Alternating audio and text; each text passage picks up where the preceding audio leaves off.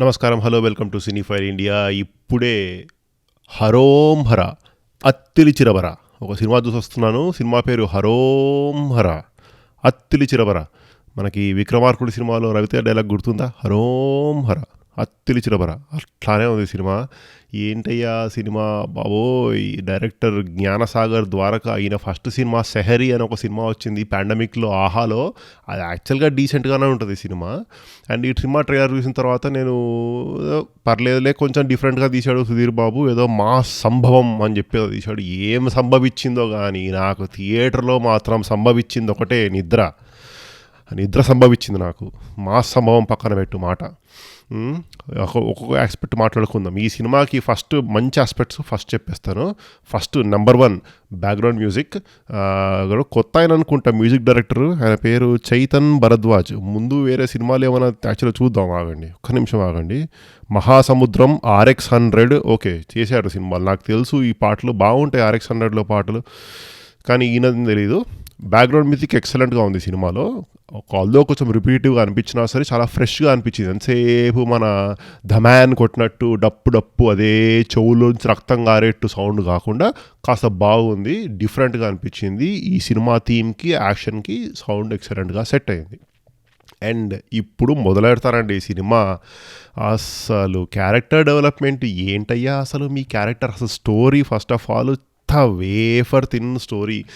రేపు పొద్దున సూర్యుడు తూర్పు దిక్కున ఉదయిస్తాడు అని ఎంత కాన్ఫిడెంట్గా చెప్తారో, ఈ సినిమాలో నెక్స్ట్ సీన్ ఏమవబోతోంది అంతే కాన్ఫిడెంట్గా చెప్తారనమాట. అంత అమేజింగ్గా రాసుకున్నాడు story director Gnanasekhar Dwaraka. Character development, conflict అయితే అసలు ఏం ఇంపాక్టే లేదు. కాన్ఫ్లిక్ట్ అసలు నాన్న అప్పులు చేస్తే మన కొడుకు అప్పులు తీర్చాలి, అందుకే ఏదో ఒకటి చేయాలి కాబట్టి సినిమా నడుస్తుంది, అది అన్నమాట కాన్ఫ్లిక్ట్. ఇది ఏం కాన్ఫ్లిక్ట్ అయ్యా అసలు ఏంటి? ఆ సినిమాలో ఒక క్యారెక్టర్ అనుకున్నప్పుడు, క్యారెక్టర్ ఆర్క్లు అనుకున్నప్పుడు, ఆ క్యారెక్టర్కి పాజిటివ్ ట్రైట్స్, నెగిటివ్ ట్రైట్స్ చూపిస్తున్నప్పుడు దానికి స్టిక్ అవ్వరా మీరు? ఎంత కష్టపడ్డ సినిమా అంతా చూస్తారు, కాస్త హోంవర్క్ చేయలేరా మీరు? అసలు ఏంటి అసలు ఇది? ఓకే ఏదో ఆ క్యారెక్టరు సరే కొన్ని డెసిషన్స్ తీసుకుంటాడు మన క్యారెక్టర్. వాళ్ళ నాన్న అప్పులు తీర్చిన డబ్బులకు ఉద్యోగం పోతుంది, వాళ్ళ నాన్న చేసిన అప్పులు తీర్చడానికి కొన్ని డెసిషన్స్ తీసుకుంటాడు, డబ్బులు వచ్చే మార్గాలు ఎదుగుతాడు. అది మంచా చెడ్డ అని పక్కన పెడితే ఆ డెసిషన్ తీసుకున్నప్పుడు ఏదో ఒకటి అవ్వాలి తర్వాత. ఏదర్ రియలైజ్ అయ్యి తప్పన్నా రియలైజ్ అవ్వాలి, అదే కరెక్ట్, నేను అదే వెళ్ళిపోతా అని చెప్పి అది అట్లన్నా అవ్వాలి. సో ఏదర్ ఫ్లాట్ ఆర్క్ అన్నా నెగిటివ్ ఆర్క్ అన్నా అవ్వాలి. ఏది కాదు, కన్ఫ్యూజ్ అయిపోయాడు డైరెక్టర్, బాగా కన్ఫ్యూజ్ అయిపోయాడు డైరెక్టర్. వీడు తప్పంటాడు, మానేస్తా అంటాడు, వాళ్ళ నాన్న వచ్చి చెయ్యద్దురా ఇవన్నీ అంటాడు, మళ్ళీ వాళ్ళ నాయనే వచ్చి నేను ఆపాల్సింది కాదు, నువ్వు అన్నీ ఏదో పనులు చేయాలరా అంటాడు. ఏంటి అసలు ఇది? ఎవరి క్యారెక్టర్లో వాడు ఉండడా అసలు? అంతా జంబుల్ అయిపోయింది. హరో మరి అత్తే చిలపర టైప్లో అయిపోయింది అనమాట. జింతాక్ లాగా అయిపోయింది సినిమా అంతా. అబ్బాబ్బా. నెక్స్ట్ ఈ సినిమాలో 2 హీరోయిన్లు ఉన్నారు.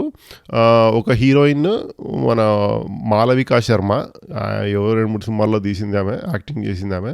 ఇంకొక హీరోయిన్ పోలీస్ ఆఫీసర్. ఈ సినిమా మొత్తం సెటప్ ఎట్లా అంటే లేట్ 80s ఎర్లీ 90s ఆ టైంలో సెటప్ అనమాట. చిత్తూరు జిల్లాలో కుప్పం డిస్ట్రిక్ట్లో. ఒకటి నాకు నచ్చింది ఏంటంటే ఆ డైలాగ్స్ బాగాలేవు ఫస్ట్ ఆఫ్ ఆల్. అండ్ ఇంకోటి ఏంటంటే నాకు నచ్చింది ఏదో కాస్త ఆ కుప్పం డిస్ట్రిక్ట్లో కొంచెం కన్నడ, కొంచెం తమిళ్ ఇన్ఫ్లుయెన్స్ బాగుంటుంది, కొంచెం కన్నడ ఉన్న ఇన్ఫ్లుయెన్స్ ఉంటుంది లాంగ్వేజ్. యాక్చువల్లీ చిత్తూరు డిస్ట్రిక్ట్ కన్నా కుప్పంలో ఇంకా ఎక్కువ ఉంటుంది అనిపిస్తుంది మనకు, అది చిత్తూరులో కంటే కుప్పంలో.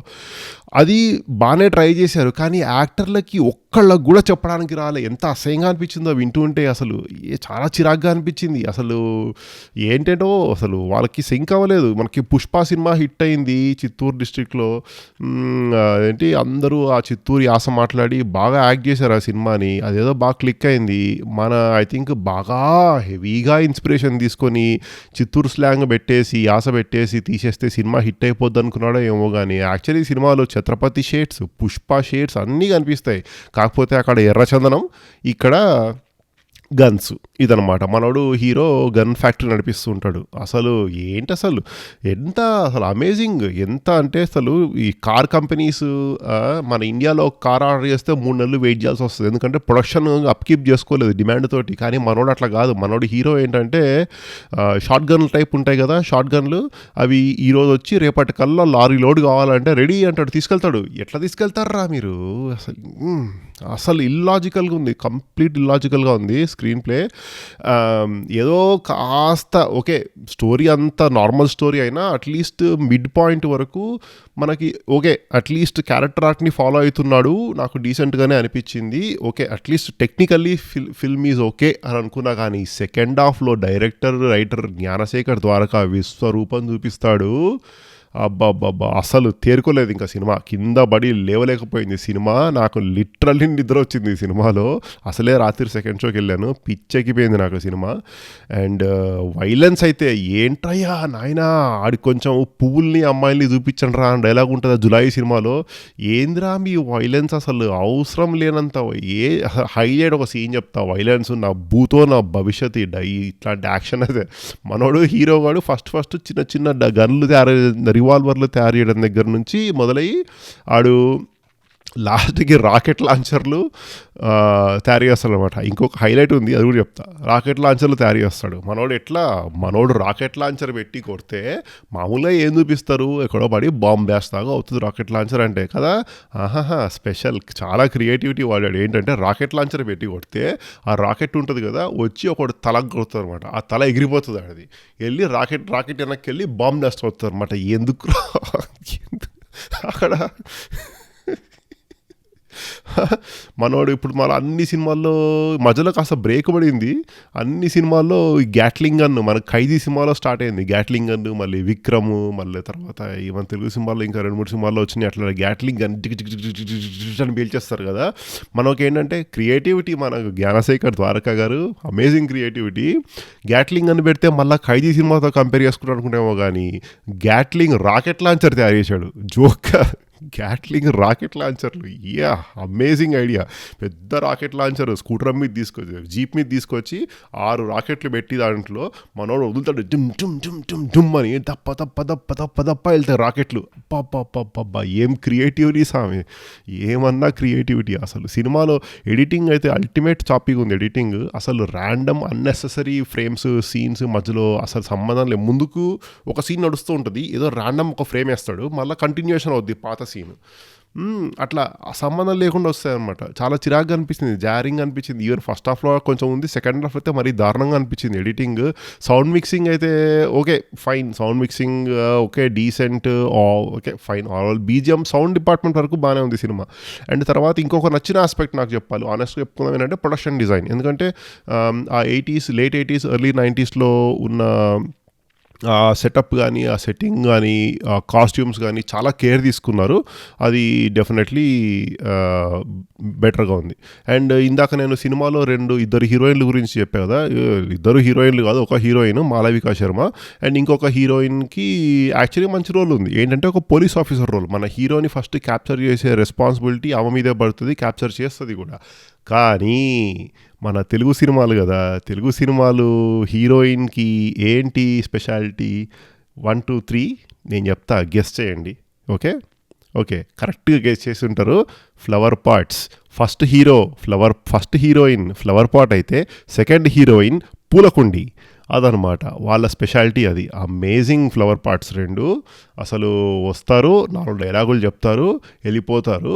ఫస్ట్ ఫ్లవర్ పార్ట్కి అట్లీస్ట్ మొహంలో కాస్త ఎక్స్ప్రెషన్ అన్నా ఉంది. ఆ second flower part, police flower part ఎందుకు వస్తుందో, ఎందుకు పోతుందో, ఆమె హీరోని క్యాప్చర్ చేస్తుంది. క్యాప్చర్ చేస్తే హీరో అసిస్టెంట్ సునీల్ అనమాట. సునీల్ చెప్తాడు నీకేం తెలుసు వాడి గురించి అన్నీ అదే చెప్తే అవునా ఓకే వదిలేస్తా, వదిలేస్తుంది. ఎవర్రా అంత కష్టపడ్డం ఎందుకు, వాడిని పట్టుకోవడం ఎందుకు, వాడు ఏదో కాకమ్మ కథలు చెప్తే ఇన్ని వదిలేయడం ఎందుకు? నాకు సెకండ్ షోకి వెళ్ళాను, సినిమాలో నాతో పాటు 10 మంది కూర్చున్నారు. ప్రతి ఒక్కటి ఇది ఏం జరుగుతోందిరా ఈ సినిమాలో.